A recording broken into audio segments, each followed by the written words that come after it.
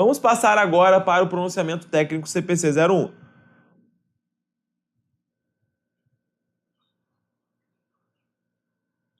O CPC 01, nós vamos falar só os itens que são mais importantes para a sua prova.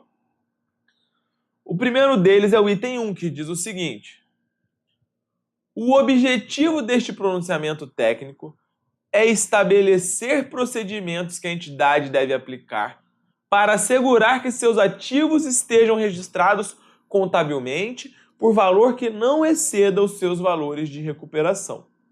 Um ativo está registrado contabilmente por valor que excede o seu valor de recuperação se o seu valor contábil exceder o montante a ser recuperado pelo uso ou pela venda do ativo. Se esse for o caso, o ativo é caracterizado como sujeito ao reconhecimento de perdas e o pronunciamento técnico requer que a entidade reconheça um ajuste para perdas por desvalorização. O pronunciamento técnico também especifica quando a entidade deve reverter um ajuste para a perda por desvalorização e estabelece as divulgações requeridas. Então aqui basicamente é o seguinte, galera, é bem simples de entender. Funciona do seguinte modo. Você tem aqui um valor para o ativo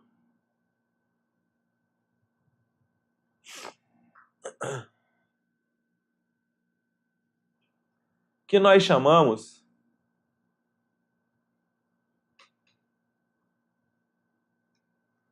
de valor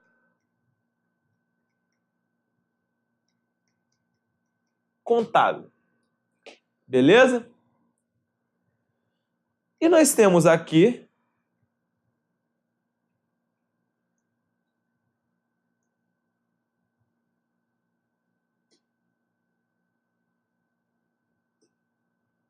o que nós chamamos de valor de venda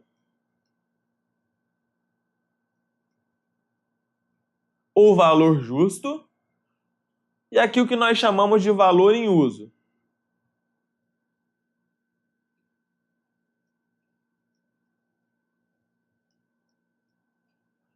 Então, basicamente é o seguinte.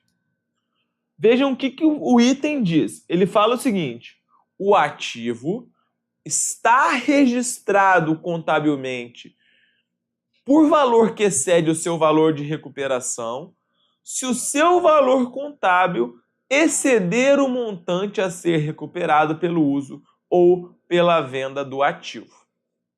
Então vejam, o que você precisa saber desde já e que é extremamente importante para que você compreenda o teste de recuperabilidade é que o valor recuperável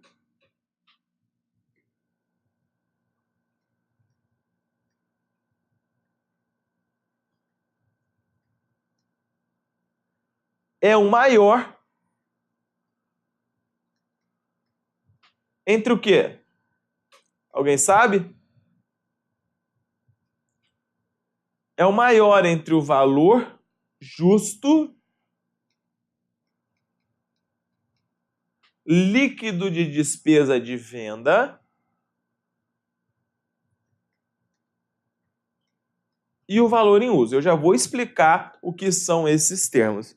Então aqui, vejam, aqui nós temos o valor contábil e temos o valor de venda e o valor em uso. Qual desses dois é maior nesse exemplo que nós demos aqui? Ora, claramente aqui, o maior deles é o valor de venda. Então esse aqui é o que nós chamamos de valor recuperável. Beleza. Então, a diferença entre o valor contábil e o valor recuperável, que nesse caso é o valor de venda, é o que nós chamamos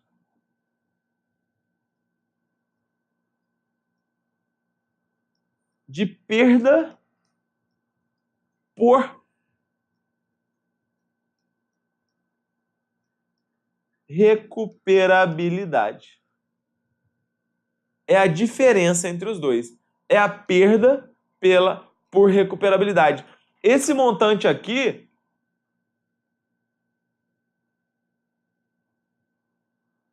eu não vou conseguir recuperar se eu continuar utilizando o meu ativo, beleza? Então, esse item 1 aqui do CPC 01 é muito importante, tranquilo? Todo mundo entendeu? Quem entendeu só diz aquele Brasil e vamos seguir em frente. Veja bem, agora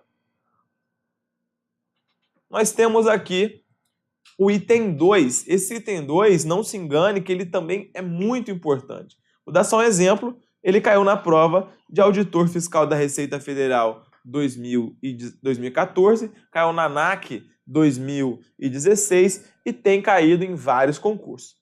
Então esse item 2 ele deve sim ser decorado por vocês, tranquilo? Vamos lá então. Este pronunciamento deve ser aplicado na contabilização de ajuste para a perda e desvalorização de todos os ativos, exceto. Então, quais são os ativos a que o CPC 01 não se aplica?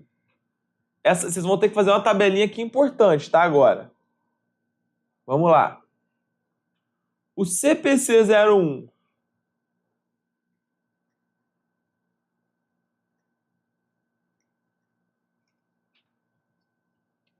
não se aplica a quem?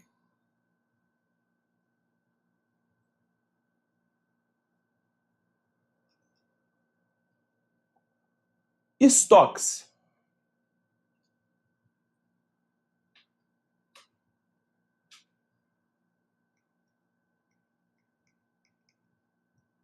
E aí você vai ter que decorar, hein? Mas é claro, porque não é um imobilizado nem um intangível.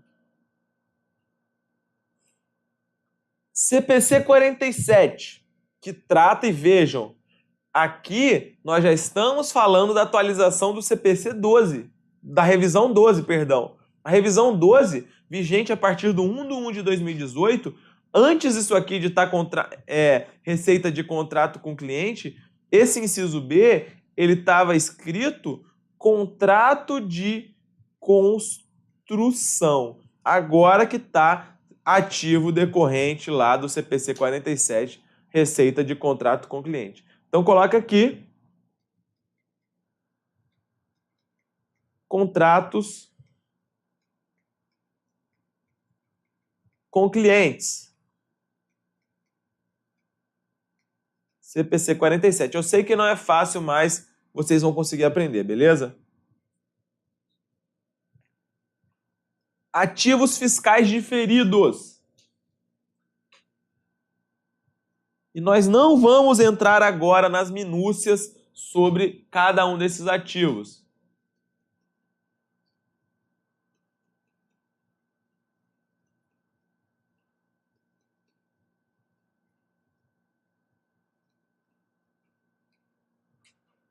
Que mais? Benefícios a empregados, item D.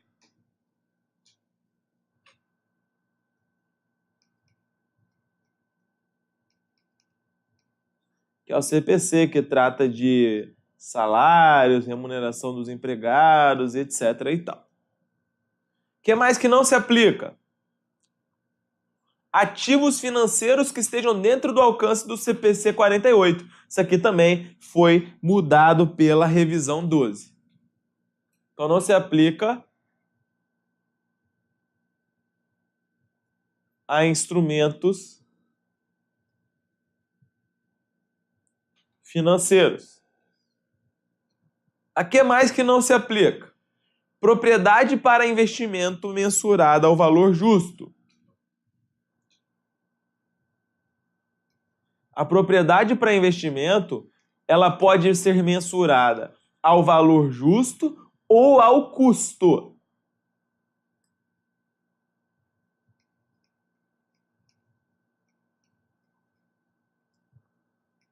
Quando é ao valor justo, não se aplica o CPC 01. O que mais? Ativos biológicos.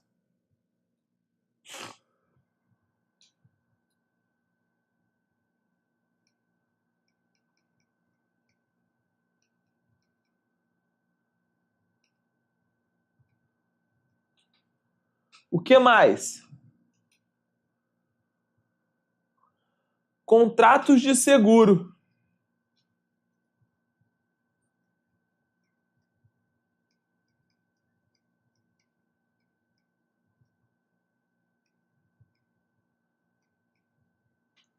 E por fim, ativo não circulante mantido para a venda.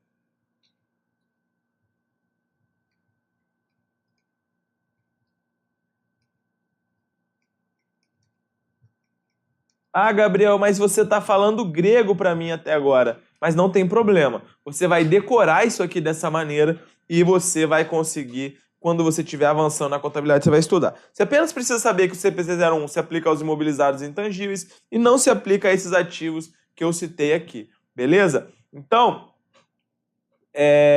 veja só essa questão que caiu na ESAF, especialista em regulação da ANAC 2016. A questão diz o seguinte: o teste de recuperabilidade, ou impairment test, tem por objetivo principal assegurar que os ativos da companhia estejam registrados contabilmente por um valor que não exceda seus valores recuperáveis.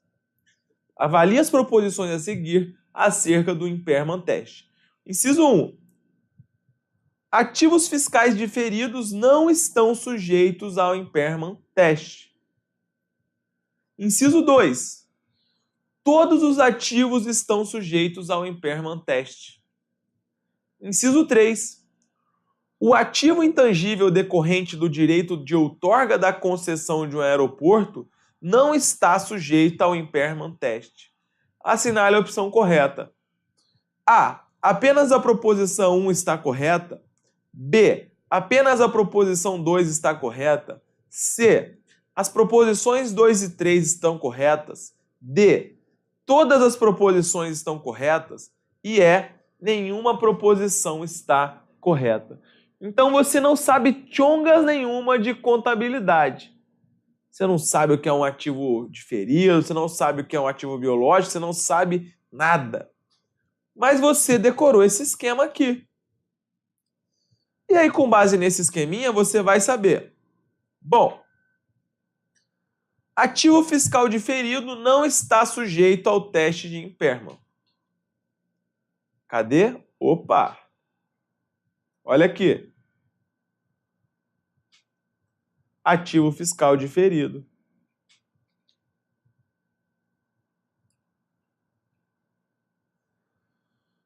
Todos os ativos estão sujeitos ao impairment. Errado. Em regra, são os imobilizados e intangíveis. Então, olha lá, você já matou a B, você já matou a C, você já matou a D e você já matou a E. E 3, o ativo intangível decorrente do direito de outorga da concessão de um aeroporto não está sujeito ao impairment test. Então aqui é o seguinte, você teve uma concessão para explorar lá um aeroporto, aviãozinho bonito aqui. Isso aqui é um ativo intangível?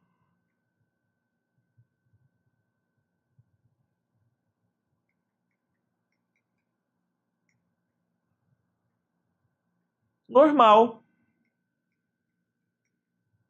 É um intangível normal. Então, se é um intangível normal, está sim sujeito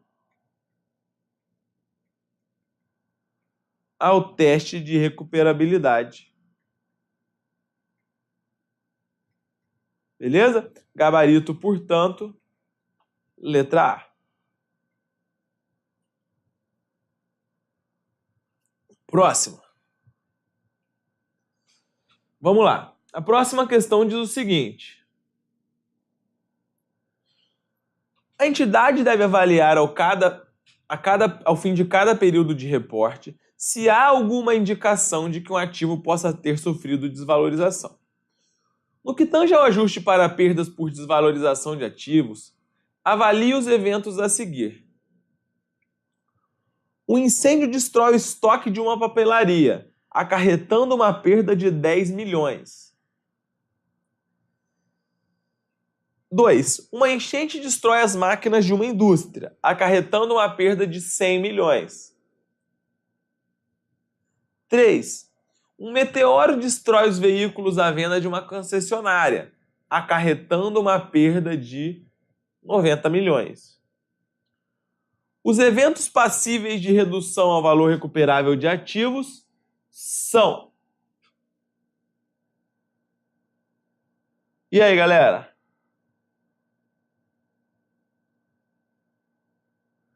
Letra A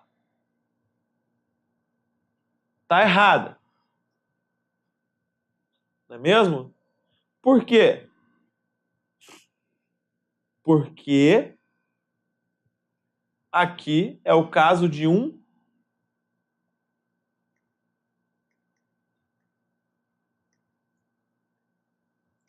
estoque. Sem sombra de dúvidas, nessa hipótese aqui, você tem uma perda que vai ser registrada. Só que, na verdade, essa perda que vai ser registrada aqui, ela é uma perda baseada no CPC 16. Estoques. E não no CPC 01, teste de recuperabilidade. Beleza? Então, 1 não é passível. Porque a gente já viu na nossa regrinha e porque ele tem uma regra própria. 2. Uma enchente destrói as máquinas de uma indústria, acarretando uma perda de 100 milhões. Aqui é um imobilizado normal. Então, sem sombra de dúvidas, aqui será aplicado. Agora, o 3. O 3 ficaria aí na dúvida, né? Olha, um meteoro destrói os veículos à venda em uma concessionária, acarretando uma perda de 90 milhões. Como nós estamos falando de uma concessionária, nesse caso, os veículos, eles são considerados o quê? Eles são considerados estoques. E aí, vai valer a mesma regra, portanto, do item 1, que é o quê? Que é o caso de não se aplicar. Portanto, o gabarito da nossa questão aqui é a letra D de dado. Tudo bem, pessoal? O único ao qual vai se aplicar aqui é aos veículos, às máquinas atingidas pela enchente. Vamos seguir? Então vamos embora. Continuando aqui nosso exercício, é muito importante que você saiba as definições. Por quê? Porque essas definições elas aparecem bastante em provas de concurso. Então as principais definições que você precisa conhecer para prova são as seguintes. Valor recuperável de um ativo ou de uma unidade geradora de caixa é o maior... Então aqui, valor recuperável, nós vamos repetir, é o maior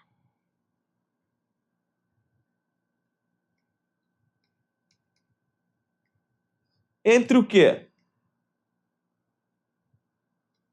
Entre o valor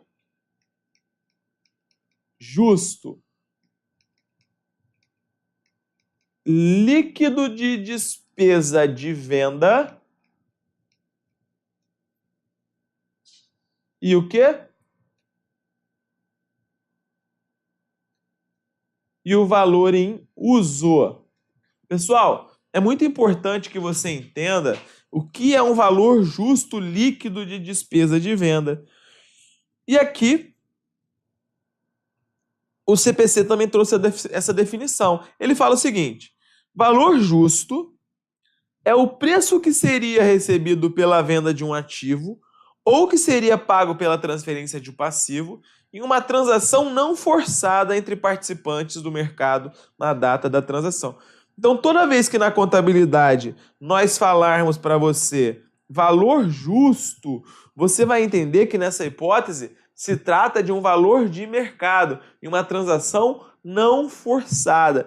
Então, o valor justo é o valor de mercado. Então, o valor justo líquido de despesa de venda, veja bem, valor justo líquido de despesa de venda. Valor justo líquido de despesa de venda. Você vai pegar o valor de mercado numa transação não forçada, tá? Você vai ver, ó, não é aquele seu primo querido que você vai vender esse imobilizado. Você não vai vender para sua mãe. Você vai vender esse item imobilizado ou intangível numa transação não forçada, numa transação sem favorecimentos. Então é o valor justo líquido de despesa de venda. Ou seja, líquido é quando você, na contabilidade ou em qualquer lugar, é quando você retira. Então você vai pegar o valor de mercado e vai retirar as despesas que você teria caso você efetuasse a venda desse item. Então você vai pegar, voltando lá, o valor justo líquido de despesa de venda e o valor em uso.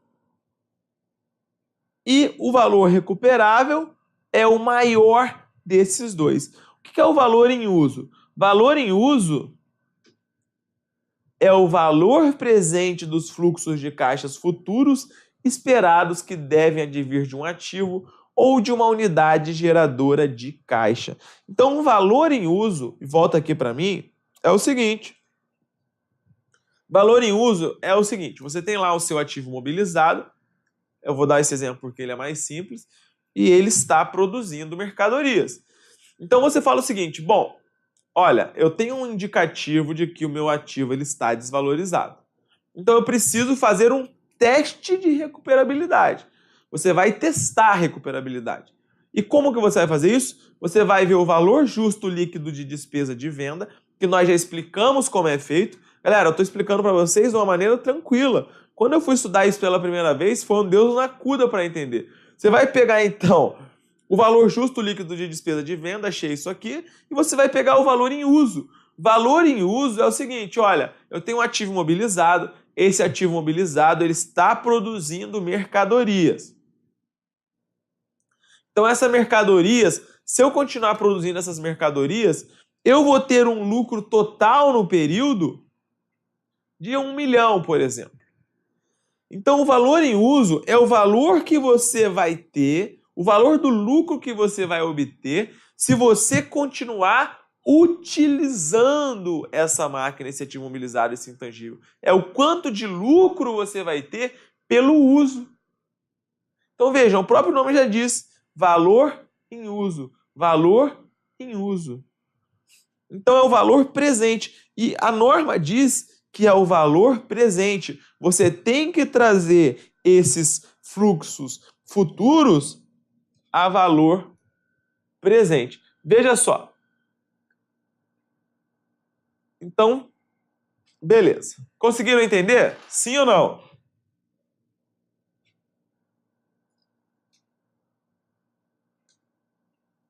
E a perda por desvalorização é o montante pelo qual o valor contábil excede o seu valor recuperável. Então aqui é aquela mesma coisa que eu já expliquei para vocês. Funciona do seguinte modo.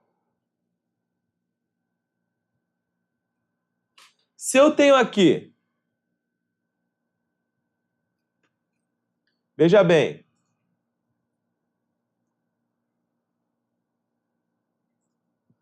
se eu tenho aqui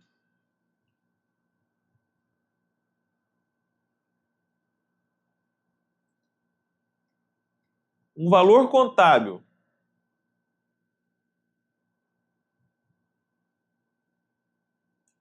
Aqui eu tenho um valor em uso.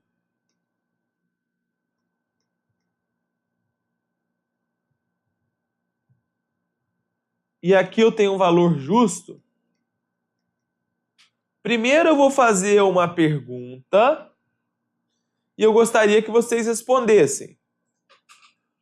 Qual desses dois vai ser o valor recuperável, pessoal? Qual desses dois é o valor recuperável? É o valor em uso.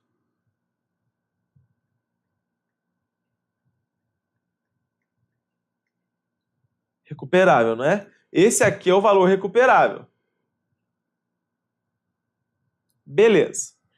E aí eu pergunto, nesse caso, existe ou não uma perda por desvalorização? Sim ou não? Nesse caso,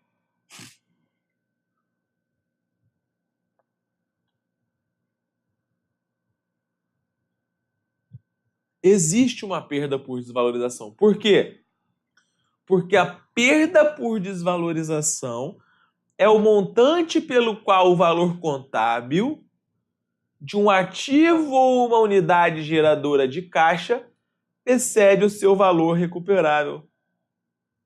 Então aqui, esse é o montante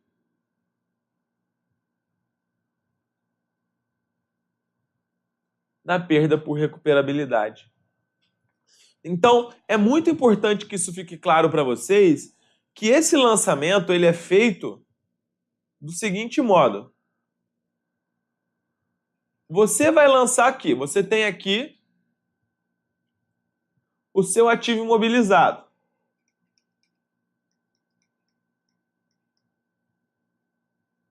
Ele está registrado aqui por 800 mil, vamos supor.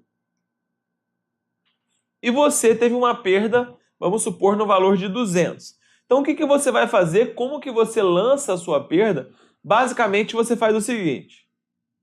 O pessoal fica puto que eu sempre falo basicamente. E às vezes não tem nada de básico, né, galera? Mas é costume. Desculpa, vou falar então complexamente. É melhor? Então, basicamente, é do seguinte modo. Você vai abrir aqui um razonete. Despesa com perda com desvalorização de ativo. Essa conta, como o próprio nome diz, é uma conta de despesa. E vai abrir aqui uma conta chamada ajuste ao valor recuperável. Essa conta aqui é uma conta retificadora do ativo não circulante imobilizado ou intangível. Beleza? Então, nesse caso, como nós falamos, foi uma perda de 200 mil reais, o que você vai fazer? Você vai lançar aqui 200 mil reais como a despesa e aqui 200 mil reais como uma conta retificadora do ativo. Lembrando que as contas retificadoras do ativo, elas têm saldo credor, né? Isso aqui é contabilidade avançada, não é contabilidade básica, então isso aqui você já sabe de cor e salteado. No balanço patrimonial, que vai estar aqui,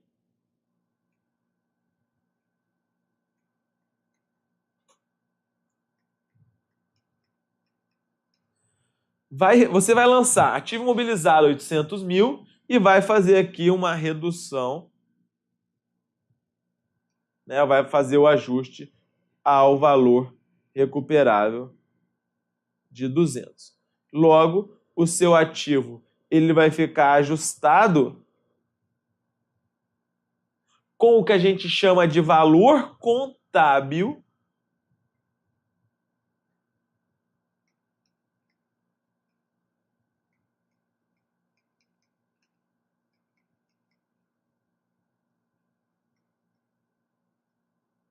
de 600. Beleza? Então, muito importante isso aqui, galera. Agora, outro ponto importante. Veja bem. Se você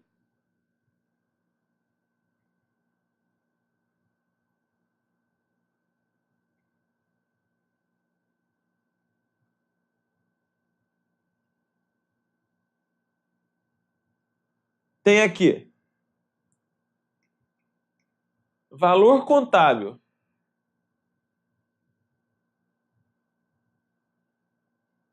aqui valor justo,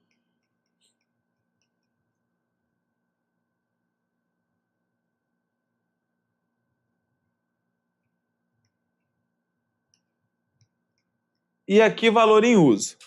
Vou perguntar para vocês, qual desses dois vai ser o valor recuperável? Respondam. Respondam na telinha, vamos lá. Vai ser o valor justo. Esse aqui, ele vai ser o valor recuperável. Só que, vejam, nessa hipótese, o valor contábil,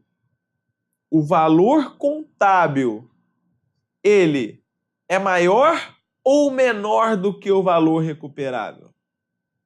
Ora, nessa hipótese, o seu valor recuperável, ele é maior do que o valor contábil. O seu valor recuperável, ele é maior do que o seu valor contábil. Então significa que você consegue recuperar todo o valor pelo qual o seu ativo está registrado e ainda vai sobrar. Ou seja, nesse caso, você não reconhece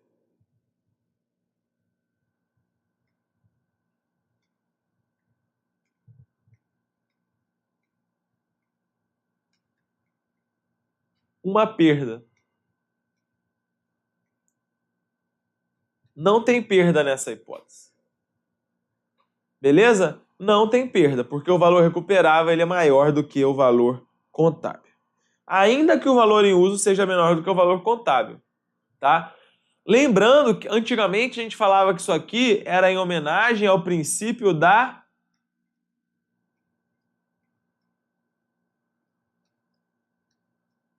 prudência. Mas a gente deve lembrar que a prudência ela foi retirada do CPC 00 porque ela é inconsistente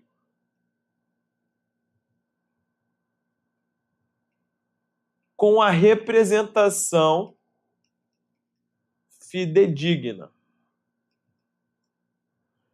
Beleza? Então você precisa ter cuidado na hora de falar que é homenagem ao princípio da prudência. A gente já está no costume falar isso, que é princípio da prudência, princípio da prudência, princípio da prudência. Então, vamos utilizar essa expressão entre aspas, beleza? Aí você pode perguntar o seguinte, bom, mas se nesse caso o meu valor de mercado ele é maior do que o valor justo, eu vou reconhecer um ganho? A resposta é não. Você não vai reconhecer um ganho. Você vai deixar o seu ativo como ele está. Você não faz nada, beleza? Vejam que esses detalhes, eles são bem importantes. Então vamos lá. Vocês já aprenderam como contabilizar a perda, então você tem que saber isso aqui. Mais uma vez, esse aqui é o cerne do teste de recuperabilidade. É o seguinte.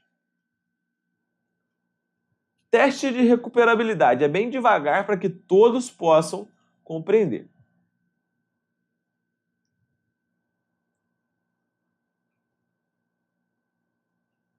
Se o valor contábil é maior que o valor recuperável,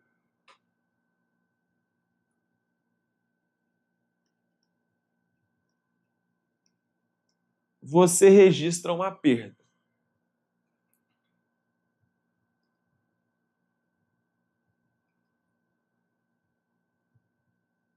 Se o valor contábil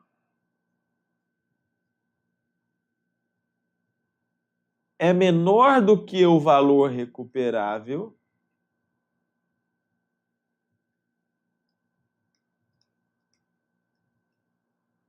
nada se faz.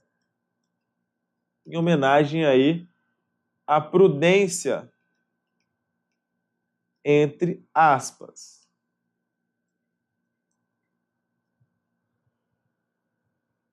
Beleza?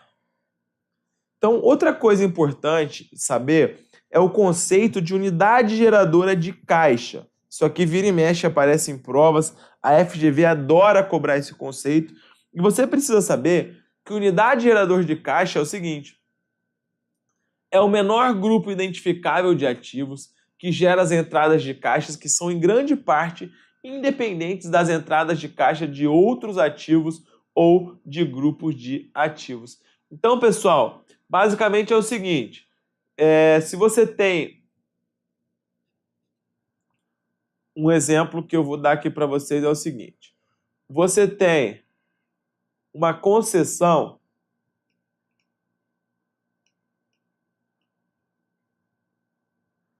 para exploração de barcas em 3 rios. Esse aqui é o rio A. Esse aqui é o rio B.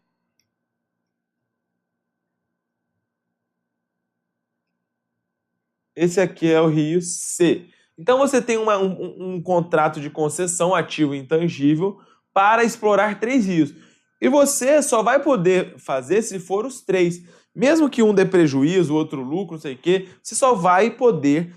o seu contrato é para os 3. Você tem que manter os 3 para que você tenha o contrato de concessão. Então, unidade geradora de caixa é o menor grupo de ativos independentes. Então, nessa hipótese, você não vai poder avaliar o rio A individualmente. Você não vai poder avaliar o rio B individualmente. Você não vai poder avaliar o rio C individualmente. Por quê? Porque nesse caso, eles não geram entradas de caixa independentes, beleza? Então, unidade geradora de caixa é o seguinte, às vezes você tem um ativo aqui sozinho e ele está produzindo mercadorias. Beleza, então ok, isso aqui é um ativo individual que está produzindo mercadorias, tranquilo. Agora, quando ele não produz receita sozinho, você não pode fazer uma análise sozinho, você vai ter que procurar o menor grupo de ativos possíveis que vai gerar receita, beleza? Então nós vamos ver uma questão daqui a pouco sobre isso, quando nós falarmos de unidade geradora de caixa, e vocês vão ver que é um assunto que é bem interessante. Vamos lá, seguindo. Mais uma questãozinha aí da Fundatec, que caiu na Cefaz Rio Grande do Sul em 2014. A questão diz o seguinte: para fins de identificação de um ativo que pode estar desvalorizado, devemos considerar seu valor. Letra A, de uso excedente ao seu valor contábil. Letra B, reavaliado excedente ao seu valor recuperável.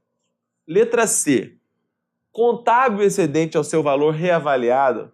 Letra D, recuperável excedente ao seu valor contábil. E letra E, contábil excedente ao seu valor recuperável. Então a questão está perguntando o seguinte, olha, o ativo está desvalorizado. Então como que a gente vai identificar que esse ativo está desvalorizado? Qual que é o maior indício? É que o valor, cadê o nosso esquema? O valor contábil ele é maior do que o valor